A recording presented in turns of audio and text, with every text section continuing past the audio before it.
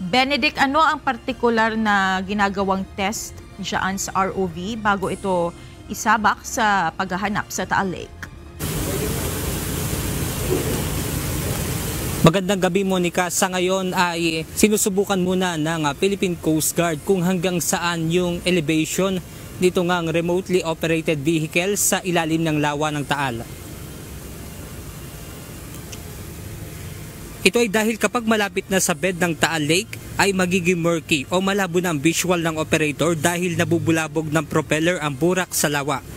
Bukod dito, isa pang nakaapekto sa ginagawang diving operation ang pag-ulan na nararanasan ngayon dito, kaya malabo pa rin ang nakukuhang image ng ROV sa ilalim. Simula kaninang umaga, 2 beses lang sinubukan ang paggamit ng underwater drone. Ayon sa PCG, kahit kaya nitong tumagal ng 4 na oras sa ilalim, hanggang 1 oras lang itong ginamit upang hindi masagad ang paggamit nito. Kaugnay ng issue, naghain naman ng isang resolusyon at 2 panukalang batas si Manila 6th District Representative Bienvenido Benny Abante Jr. ngayong araw upang hilingin ang pagsasagawa ng investigasyon sa kaso ng nawawalang mga sabongero. Ayon sa kongresista, nais niya muling mag-convene ang House Quadruple Committee para siyang tututok sa gagawing investigasyon.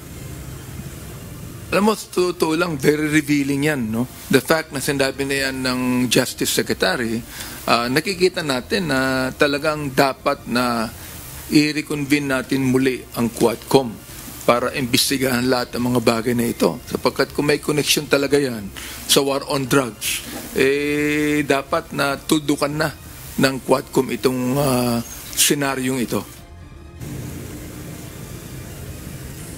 Tinagurian ni Abante na isang modern horror story ang kasong ito ng mga nawawalang sabongero. Monica, sa ngayon ay patuloy yung isinasagawang post-assessment ng Philippine Coast Guard dito nga sa Laurel. At inaantabayan na natin, Monica, yung pagbaba ni Commodore Tobilla na sa ngayon ay nagsasagawa nga ng briefing sa nangyaring operasyon kanina.